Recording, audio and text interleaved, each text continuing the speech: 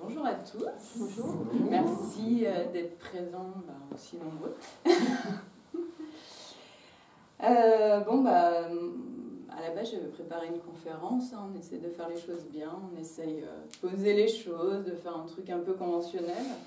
Et puis finalement, ça se passe pas toujours comme on a envie. Alors au dernier moment, on reçoit des messages, il y a des nouvelles choses qui arrivent. Et puis, du coup, ça part un peu en freestyle. Donc aujourd'hui, ça va être du coup un peu de l'improvisation. Donc je vais me laisser guider. On va faire en sorte que tout se passe bien, que les messages importants soient passés. Donc on part du principe que tout le monde croit à l'âme, aux vies antérieures et à la réincarnation, parce que ça va être axé vraiment sur ce sujet-là. Donc tout ce que je vais vous dire, ça va être vraiment mes croyances, mes vérités, et ça va être aussi surtout mon vécu. Donc tout ce que j'ai vécu depuis 1 an et plus, mais surtout depuis 1 an. Donc je vais commencer par me présenter. Donc à la base, je devais vous présenter ce qu'était pour moi l'âme, et finalement, j'ai carrément reçu un message en écriture intuitive hier soir. Donc je vais vous lire ce qui m'est arrivé aussi en lien avec l'âme, donc la conception que je peux recevoir de l'âme. Et du coup, après, je vais vous parler des différents outils que j'utilise, des différentes découvertes que j'ai faites dans mes soins, et du coup, les soins que je propose aujourd'hui et mes futurs projets à venir, parce qu'il y a encore plein de choses qui arrivent. Du coup, ensuite, on aura le témoignage de Cyrielle, du coup, qui me suit depuis le début et avec qui j'ai fait beaucoup d'expériences et de découvertes avec elle. Et ensuite, je vous laisserai la parole. Donc, si vous avez des questions, vous pouvez les noter au fur et à mesure, et puis vous pourrez me les poser à la fin. Donc, moi, en fait, mon histoire, elle remonte déjà au 2 décembre 99. Donc, le 2 décembre 99, c'est un jour particulier pour moi, parce qu'en fait, ça a été la première fois où j'ai ressenti des choses. Donc, j'étais à l'arrêt de bus. Donc, 99, j'allais sur mes 12 ans. Donc, j'étais encore jeune. Donc, c'était le matin, j'étais à 7h30 à l'arrêt de bus. Et à un moment donné, je me suis mise à trembler. Mon corps s'est mis à trembler, sans comprendre vraiment ce qui se passait. Et à un moment donné, j'ai ressenti la présence de ma grand-mère. Donc, ce qui était bizarre, parce qu'elle était censée être à des kilomètres de moi sur un lit d'hôpital. Et là, j'ai ressenti que c'était fini pour elle. Donc, je l'ai ressenti vraiment à côté de moi, et c'est comme si depuis ce jour-là, en fait, elle ne m'avait pas quittée. Donc, je suis partie à l'école, j'ai fait continuer ma petite vie d'ado. Et le soir, le décès m'a été confirmé. Et à partir de ce moment-là, j'ai commencé à être vraiment en connexion avec elle. Donc, j'ai pu partager les derniers moments avec elle sur son lit de mort, et on est resté en communication, en fait. Et il y a 1 an, à peu près, j'ai fait un rêve. J'ai rêvé que j'arrivais chez ma grand-mère et que ma grand-mère était là. Donc j'étais à l'âge où je suis aujourd'hui, hein. J'étais pas petite fille quand je suis arrivée chez ma grand-mère. Ma grand-mère était là et en fait elle m'a prise dans ses bras. Et là je me suis réveillée parce qu'en fait ça me paraissait tellement vrai, quoi. J'ai eu vraiment l'impression qu'elle était là et qu'elle me prenait dans ses bras, quoi. Je ressentais encore la chaleur et là ça m'a mis dans une émotion encore aujourd'hui.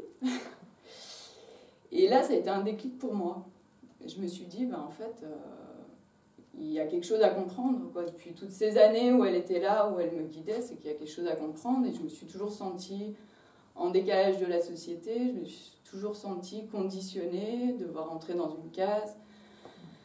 On nous dit, vous allez à l'école pour faire des études, pour avoir un bon travail. Et puis après, les rêves de petite fille, hein, les rêves de princesse, on a envie de rencontrer son mari, d'avoir des enfants. Donc pour moi, tout s'est passé comme ça. J'ai fait mes études, j'ai trouvé un travail, j'ai rencontré mon mari à 18 ans, j'ai eu des enfants, que je ne regrette pas. C'était vraiment mon envie et mes désirs du moment, mais j'ai fermé mes connexions pour rentrer dans le conditionnement de la vie actuelle. Et là, je me suis dit, stop, c'est fini, là, je peux pas continuer comme ça. Je sentais que, de toute façon, il y avait quelque chose de plus fort au fond de moi qui devait sortir. Donc là, j'ai commencé, voilà, je pratiquais déjà la loi de l'attraction, j'avais déjà quand même réouvert quelques petits outils qui pouvaient m'aider à me connecter. Et là, j'ai demandé à l'univers, j'ai dit voilà, pourquoi je suis là, quelle est ma mission, qu'est-ce qu'il faut que je fasse. Et à partir de ce moment-là, j'ai trouvé un événement sur Facebook de Sylvie Budin qui présentait son métier. Et voilà, je me suis dit, bon, il y a quelque chose dans l'énergétique, ça m'attire. Donc, je suis allée à l'événement sans m'attendre à ce que j'allais trouver.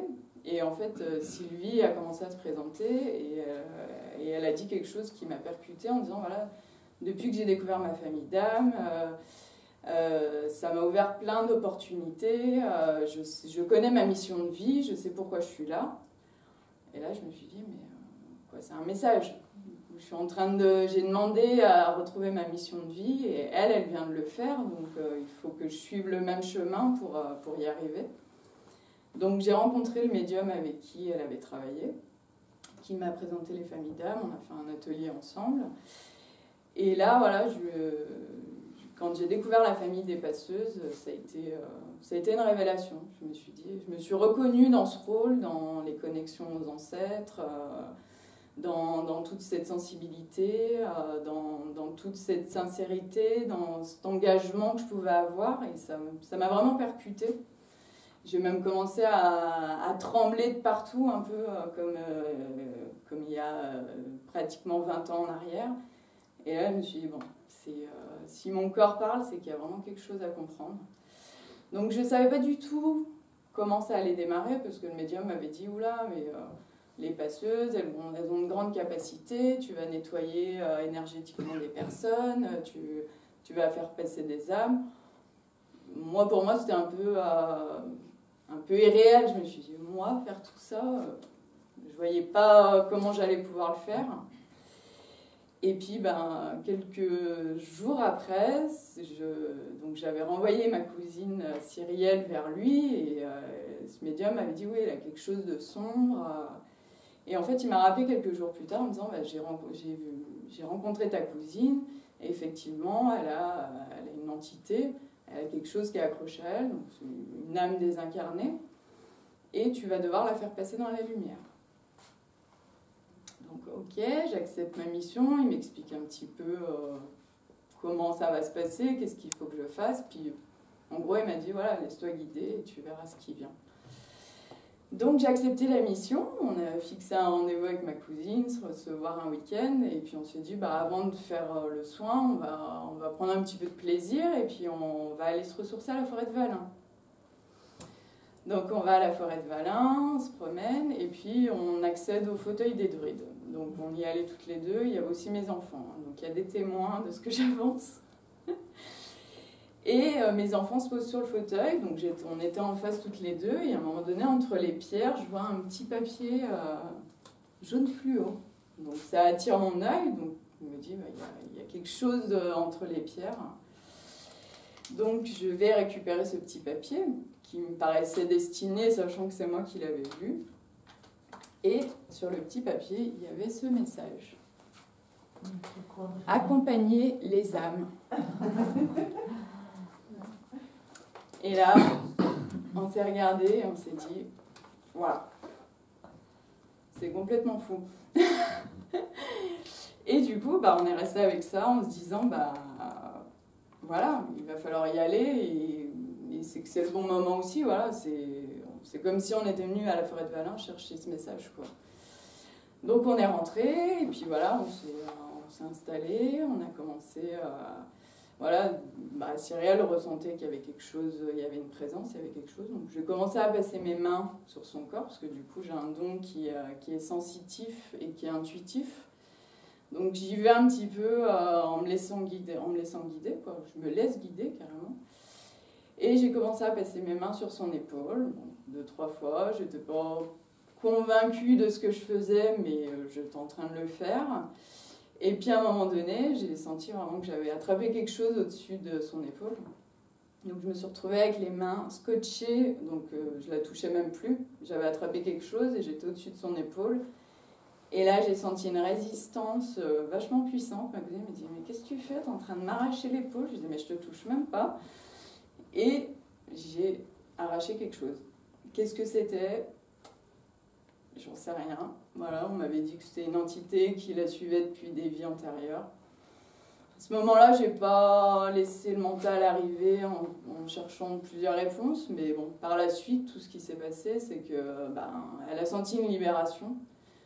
Elle a senti qu'elle arrivait à retrouver enfin son corps et que du coup, voilà, pour elle, ça a été une renaissance. Donc du coup, à partir de ce moment-là, ça a été, pour moi, je me suis dit, waouh, j'ai quelque chose. Et là, je commençais vraiment à y croire et à me dire, ouais, je suis vraiment à ma place et je vais pouvoir vraiment aider des personnes vraiment à soulager, quoi. Je savais pas encore trop comment ça allait arriver, mais... et ça a été en fait tellement facile que je me suis dit, en fait, c'est tellement fluide que ça peut être que ça, quoi. Je suis plus dans la résistance à forcer des choses. Donc du coup, voilà, ça a été ma première expérience. Et j'ai quand même par la suite commencé mes formations, parce qu'en fait, cette expérience-là, elle est arrivée avant que je commence mes formations. Donc j'ai commencé mes formations pour intégrer ma famille d'âme, vraiment comprendre quelles allaient être mes missions.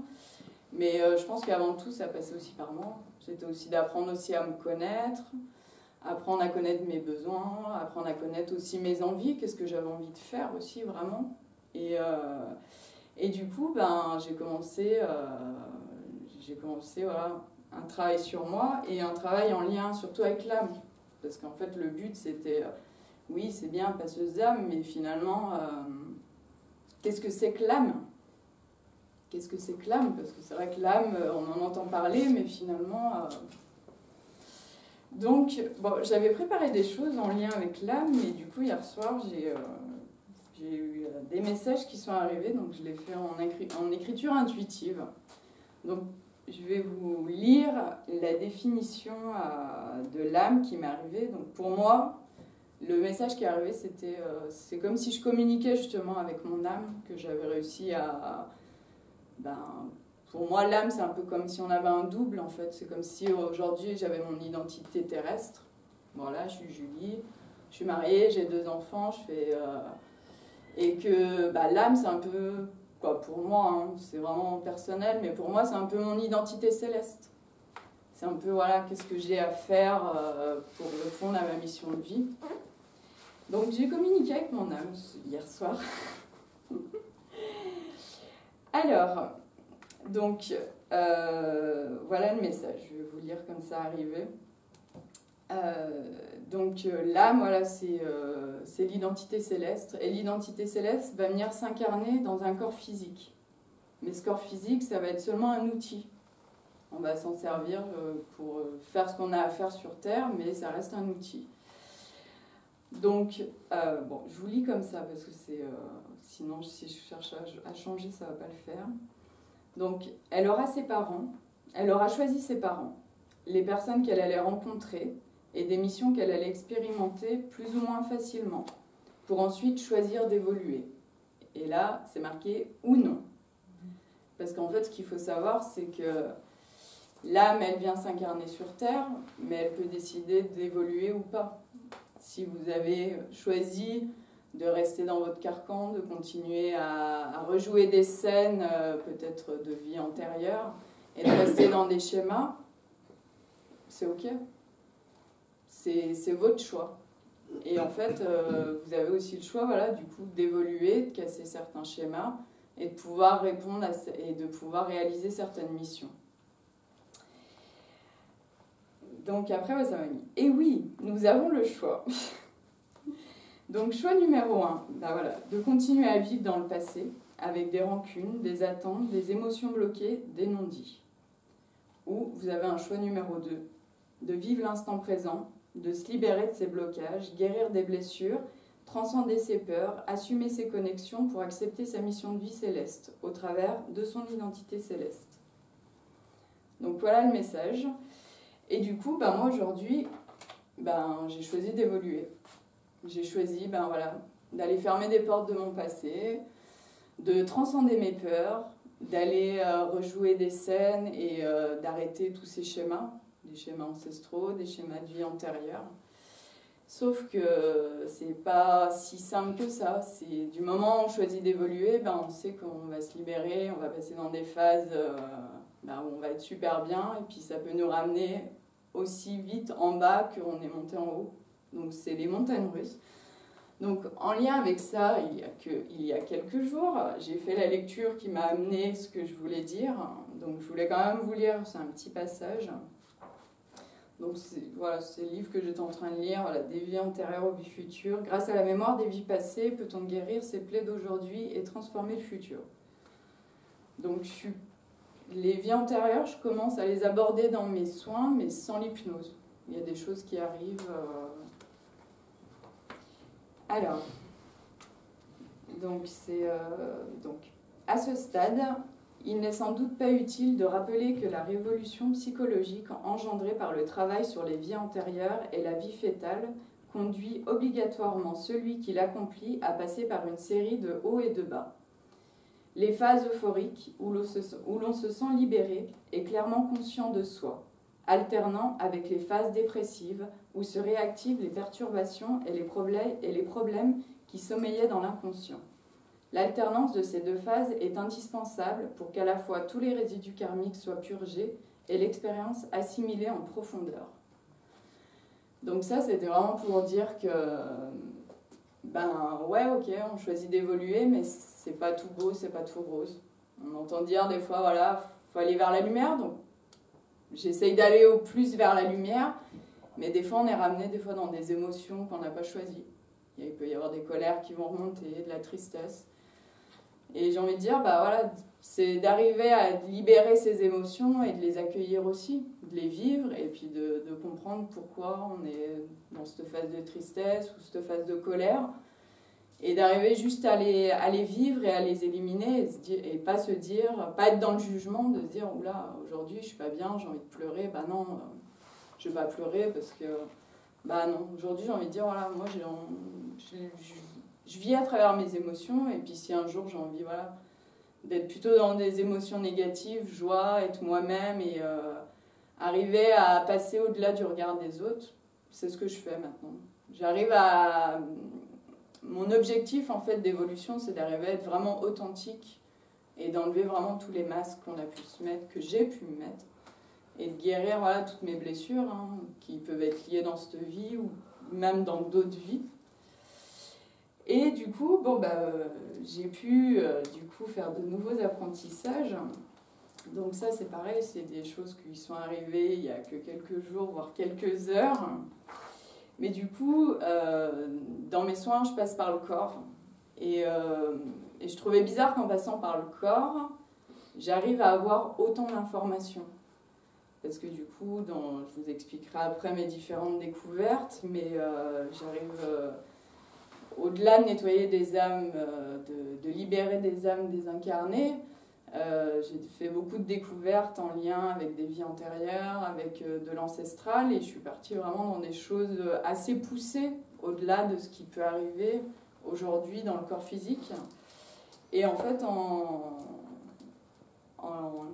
j'avais ce livre chez moi, et du coup, en le feuilletant, je suis tombée sur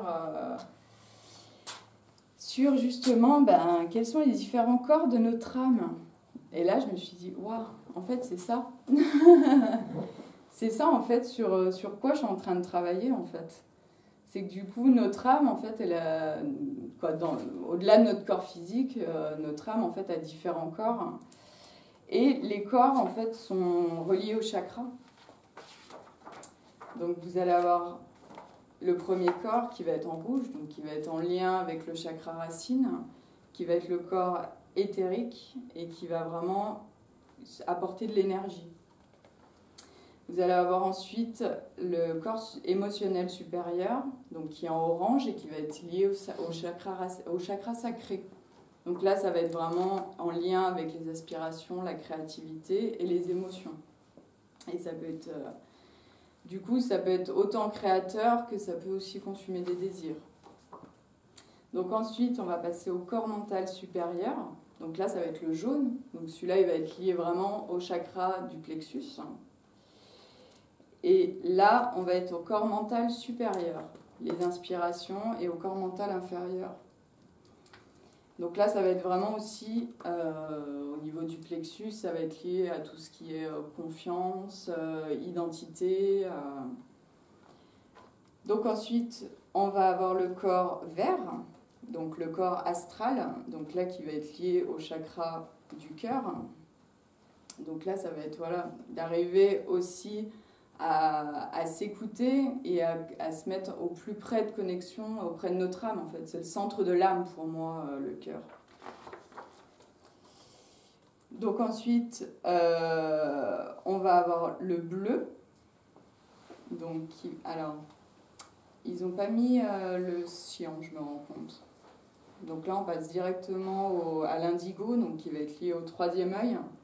Donc qu'ils appellent voilà, le corps karmique et qui va permettre d'aller voyager dans les vies antérieures. Et on a le dernier corps qui est en violet, donc le corps bouddhique. Et là, ça va être vraiment les connexions avec l'au-delà et l'ouverture justement pour tout ce qui est médiumique, donc pour recevoir des messages. Et je me suis rendu compte que finalement, auprès des personnes, j'allais travailler auprès de tous les corps. Donc j'allais permettre de débloquer aussi pour justement et nettoyer, pour justement libérer tous les corps et que les personnes puissent être alignées au niveau de leur âme. Et je me suis rendu compte que voilà, j'essayais aujourd'hui en fait de m'aligner au plus près de ce que j'étais pour justement être à l'équilibre dans mes corps, dans mes différents corps, pour être à l'équilibre avec mon âme. Donc ça, voilà, c'est une découverte qui est fraîchement arrivée, mais du coup qui est très intéressante, qui répond à pas mal de choses qui étaient là présentes. Et du coup, en lien avec les chakras, quasiment dès le début, je travaille avec un outil qui est les jeux de couleurs. Donc pour moi, voilà, il n'y a pas de hasard. Hein. Ça a été un des premiers outils que j'ai commencé à utiliser et tout de suite qui m'ont ramené au chakra.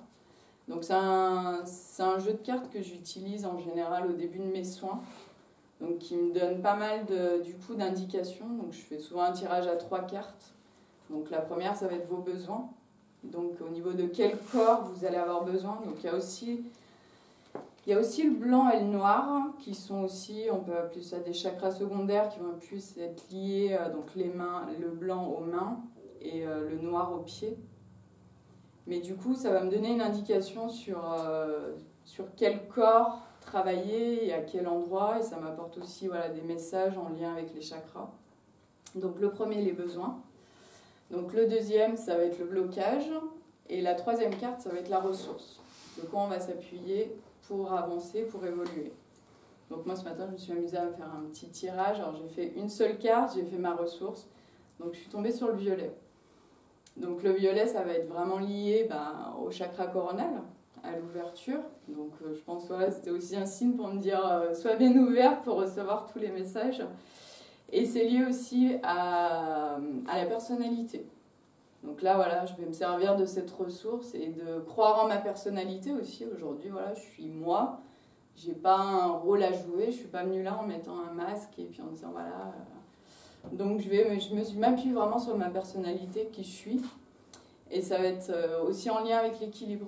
Donc pour moi c'est important voilà, de me dire oui, il faut être bien à l'équilibre, je suis alignée avec moi et aujourd'hui voilà, ça va être ok pour aller où je veux. Donc voilà l'interprétation que moi j'ai pu en faire. Après avec une même couleur, je peux interpréter de manière différente en fonction des personnes. Donc ça, c'est un outil que je me sers. Et du coup, en lien avec les couleurs, j'ai fait aussi le lien avec la chromothérapie. Donc ce que j'avance aussi sur les couleurs, ça fait partie d'un ouvrage et ça peut être à but thérapeutique de se soigner aussi à travers les couleurs, comment on s'habille, qu'est-ce qu'on porte, ça peut être en lien aussi sur nos humeurs. Donc ça, c'est intéressant aussi de pouvoir travailler comme ça. Et je travaille également avec des tests inconscients, donc qui peut être sous ce type-là. Donc là, ça va être vraiment d'aller faire parler votre inconscient pour aller connaître vos désirs, vos envies, Et vraiment d'arriver à aller chercher, c'est même pas chercher, c'est de laisser venir vraiment sur papier tout ce que vous avez au fond de vous. Donc ça, c'est un outil que je me sers aussi pour justement vous amener à prendre conscience des désirs et des envies que vous avez, qui sont parfois enfouis, qui sont parfois refoulés. Donc ça permet de débloquer pas mal de choses aussi. Donc voilà.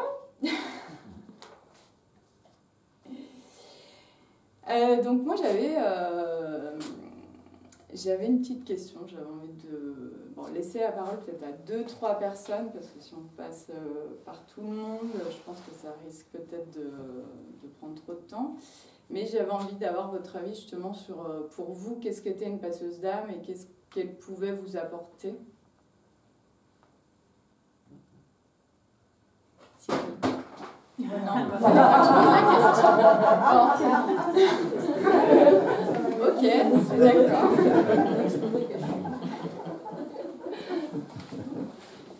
Bon, non, du coup, personne. Pour ma part, la passeuse d'âme, je la vois. On a un peu de la même famille, on va dire, toutes les deux. Donc je suis passée un peu par les mêmes chemins que toi au départ de reconnexion. Et pareil que toi, j'ai pris un moment conscience que dans l'inconscient collectif, la passeuse d'âme, on va la réduire à celle qui va faire passer des âmes bloquées ici-bas à la lumière, mais ça ne se résume pas seulement à cela. C'est aussi être une personne, une accompagnatrice dans des périodes de la vie également.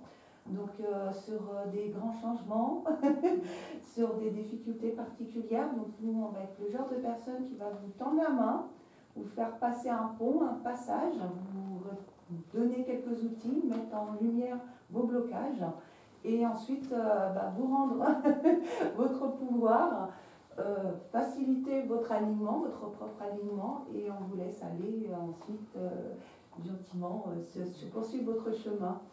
Il y a beaucoup de passeurs d'âme pour moi qui s'ignorent, qu'on va rencontrer souvent dans tout ce qui est un métier d'accompagnement, donc que ce soit type tout ce qui est soins, infirmières, dans les maisons aussi de retraite, les avocats, les personnes aussi qui font les enseignants, tous ceux qui ont donc, parce qu'on peut être un passeur d'âme sur une âme, une jeune âme incarnée, donc ça peut se manifester aussi bien dans les classes dès la petite enfance, sur tout le long de la vie, jusqu'à la maison de retraite, etc. Donc pour moi, voilà, ce qu'est une passeuse d'âme, donc ça se réduit pas seulement au rôle qu'on lui attribue généralement dans ce milieu ésotérico-spirituel. C'est vrai que je suis tout à fait d'accord avec toi, parce que avant d'intégrer réellement, de prendre conscience que j'étais une passeuse d'âme, tous les métiers que j'ai faits avant, qui étaient dans le milieu, on va dire, traditionnel, j'ai été esthéticienne. Sauf qu'au-delà des soins que je pouvais apporter, il y avait quand même aussi l'accompagnement psychologique des personnes. J'ai travaillé beaucoup dans la petite enfance, donc l'accompagnement vers l'autonomie. Donc ça, c'est aussi une des missions qu'on a. Et c'est vrai que oui, ça m'a beaucoup parlé. Je me suis dit, ouais, en fait, aujourd'hui... alors, au départ, j'ai fait quelques passages d'âme. Mais on va dire c'est pas ça vraiment qui m'a le plus enthousiasmée, quoi. Moi mon don en fait il est kinesthésique, donc il passe vraiment par le corps, et du coup c'est des ressentis. Sauf que quand vous recevez un message par des douleurs, c'est des fois compliqué de l'interpréter au début. On ne comprend pas forcément ce qui nous arrive. Donc au début, moi, j'ai commencé à avoir des douleurs. Donc je ressentais, il y avait des personnes qui arrivaient et je commençais à avoir mal à un endroit. Donc au début, ça paraît fou de se dire, ce que je ressens, ça ne m'appartient pas et c'est la personne qui arrive qui a ça. Et puis au fur et à mesure, on commence à comprendre que si, effectivement. Donc au début, on dit, j'ai mal là. Est-ce que toi, tu as mal là ? Puis la personne me dit, ouais, j'ai mal là. D'accord, donc...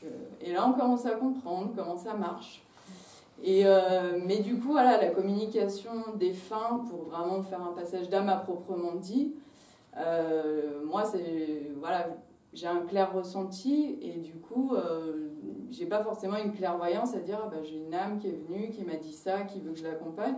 Donc pour moi, ça me paraissait compliqué du coup de faire du passage d'âme à proprement dit, sachant que j'avais du mal à communiquer, donc j'avais pas de communication comme ça avec des âmes à proprement dit. Donc j'ai commencé voilà, par faire mes soins, en passant mes mains sur les personnes, en écoutant mon corps me parler. Donc j'ai fait plusieurs expériences au début où je posais mes mains, je fermais les yeux et où j'ai pu ressentir les besoins des personnes. Donc ça m'est arrivé de poser mes mains et puis d'un seul coup de me retrouver coupée en deux, d'avoir la sensation d'être coupée en deux. Donc là, en ayant parlé avec la personne, je sentais que voilà, elle était indécise sur les situations qu'elle devait prendre, comme si vraiment elle était coupée en deux. Elle avait des envies qui ne correspondaient pas à ce qu'elle faisait. J'ai eu aussi des personnes qui étaient bloquées au sol, comme si j'avais l'impression que je ne pouvais pas avancer. Et ces personnes-là, effectivement, étaient dans le même ressenti, comme s'il y avait quelque chose qui les empêchait d'avancer. J'ai eu aussi des personnes qui se sont mis des jolies armures pour bien se protéger, mais du coup, ça en fait...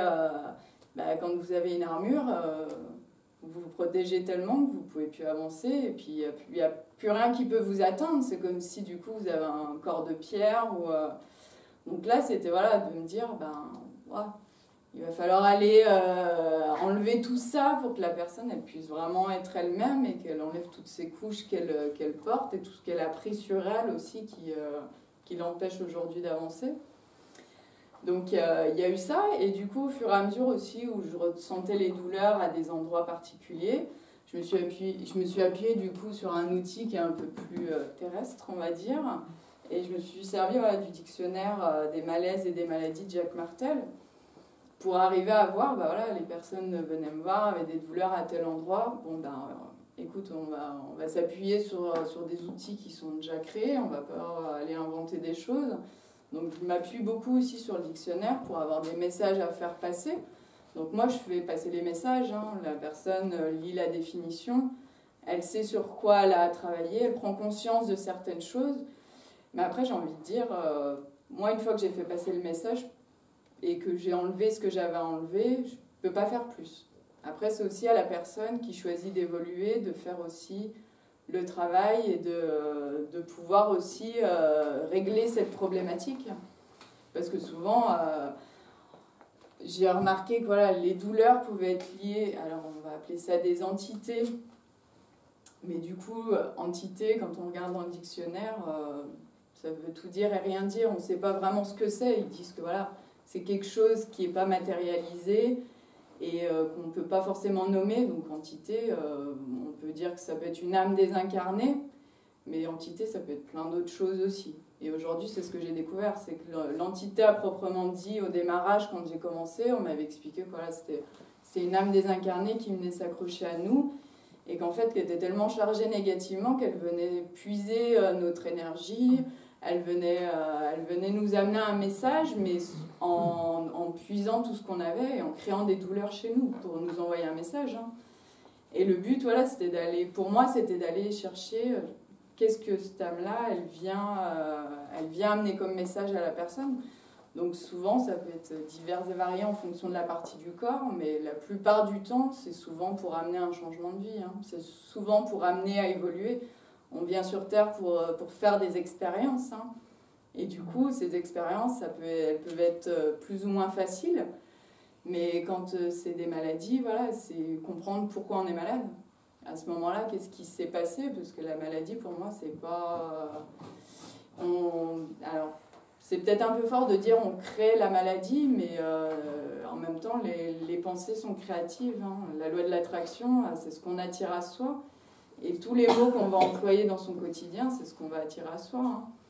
Donc moi, de plus en plus, j'essaie vraiment de bannir les négations de mon vocabulaire et d'essayer de tourner le maximum de choses au positif. C'est pas toujours facile, même moi des fois j'y arrive pas toujours. Mais c'est vraiment d'arriver aussi à changer son état d'esprit. Hein. Tout part d'ici, hein. Tout ce qu'on pense va se mettre en place. Des fois on comprend pas, mais en fait si on se réécoutait des fois parler, on se dirait ah ouais j'ai quand même dit ça et c'est arrivé. Donc voilà, c'est aussi pour dire qu'on crée beaucoup de choses. Donc voilà, il y avait les âmes désincarnées. Moi, j'ai fait beaucoup de découvertes aussi. C'est que j'ai découvert qu'il n'y avait pas que des entités, des âmes désincarnées, mais j'ai retrouvé aussi beaucoup de mémoires. Alors, j'ai pu retrouver des mémoires ancestrales. Donc ça, c'est des choses qui nous appartiennent complètement pas. Donc, par exemple, j'ai une dame qui est venue avec moi, qui est venue faire un soin avec moi, et qui sentait qu'elle portait quelque chose, et en fait elle est remontée dans ses générations passées, et elle est remontée entre autres jusqu'à son arrière-grand-mère, et en fait elle s'est rendue compte que son arrière-grand-mère voilà, avait été contrainte à se marier de force, et avoir un enfant, et qu'en fait son mari voulait absolument un garçon, donc il l'avait conditionné pour avoir un garçon. Donc, cette dame, cette arrière-grand-mère est tombée enceinte et elle a eu une fille. Donc, cette fille, quand elle est arrivée, non, ça ne devait pas être une fille, ça devait être un garçon. Donc, dans le conditionnement, la mère ne l'a pas accepté. Donc, elle l'a rejetée en tant que fille. Et le souci, c'est que cette fille-là a reproduit les mêmes schémas. Elle a eu également une fille. Et elle l'a rejetée, inconsciemment bien sûr, elle l'a rejetée comme si elle reproduisait des schémas. Et du coup, moi la dame qui est venue, c'était la petite fille. Donc elle avait déjà elle était arrivée en 3e génération, et elle avait eu à son tour une fille en premier. Donc elle avait reproduit comme son arrière-grand-mère, comme sa mère, et elle me disait, sa fille avait déjà 18 ans, mais elle me disait, j'ai eu l'impression d'avoir reproduit les mêmes schémas que ma mère et que ma grand-mère avec ma fille.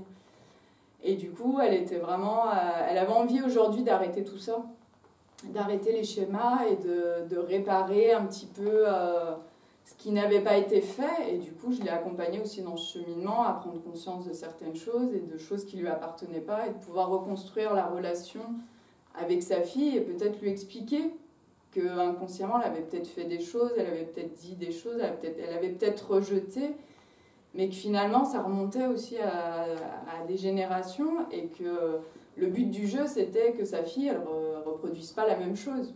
Que même si sa fille, peut-être dans quelques années, a une fille, qu'elle prenne conscience que c'est à elle aussi de casser les schémas. Parce qu'en fait, on est là aussi pour libérer des générations, hein. Donc voilà, ça c'était une grosse expérience, mais c'est vraiment sympa de pouvoir le vivre et de se rendre compte qu'aujourd'hui il y a des gens qui sont vraiment là avec des missions qui sont quand même lourdes, hein, qui remontent à des choses qui ne leur appartiennent pas. Donc il y a aussi du coup des mémoires de vie antérieure.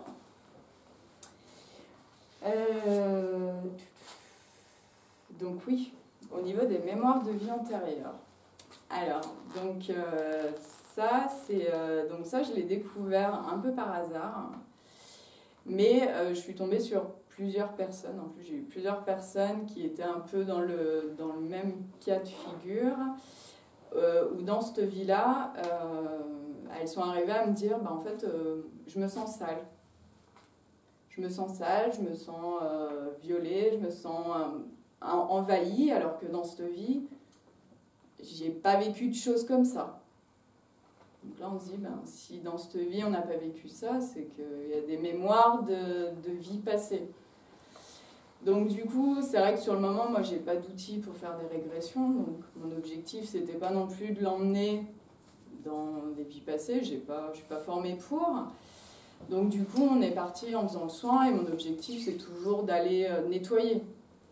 Même si on n'a pas forcément de réponse, c'est d'aller nettoyer tout ça et d'enlever, de transformer tout ce sombre en lumière et de faire passer, s'il y a des choses à faire passer.